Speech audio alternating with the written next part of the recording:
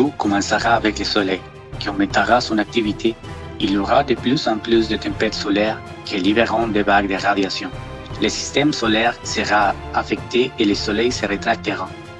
Io, une des 69 lunes de géant Jupiter, réagira en raison de sa nature volcanique. La lave s'élèvera plus haut que d'habitude et se dispersera. L'hélium s'accumulera et il y aura une augmentation féroce de gaz, suivie de plusieurs explosions dues à l'activité volcanique de cette lune. Ces explosions sur Io vont générer des réactions dans l'atmosphère terrestre, avec des conséquences pour la planète, principalement dues à un excès de diodes. Un excès d'hélium fera tomber Io de son axe.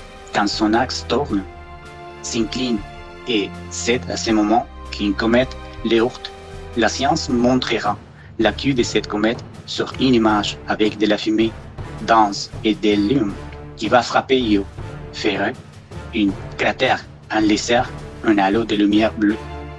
La partie sud brûlera et se diversifiera en quatre.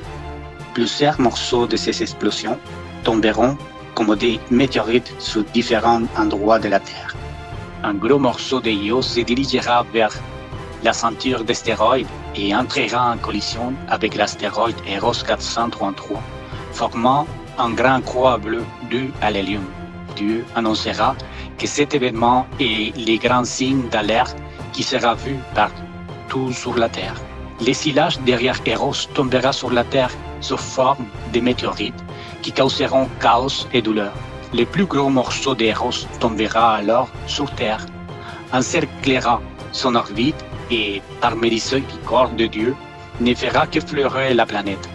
Cependant, le niveau de la mer s'élèvera et produira d'énormes vagues. Le nord ne sera pas le nord et le sud ne sera pas le sud.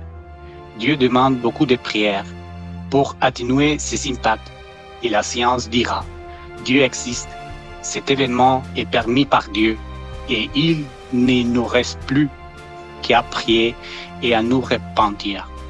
La phase 3 est déjà sur Terre.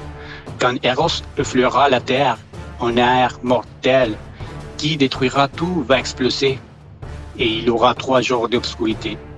Un nouveau ciel et une nouvelle terre auront lieu. La Bienheureuse Vierge Marie et les milices célestes vaincront l'enfer et nous serons en paix. C'est notre espoir.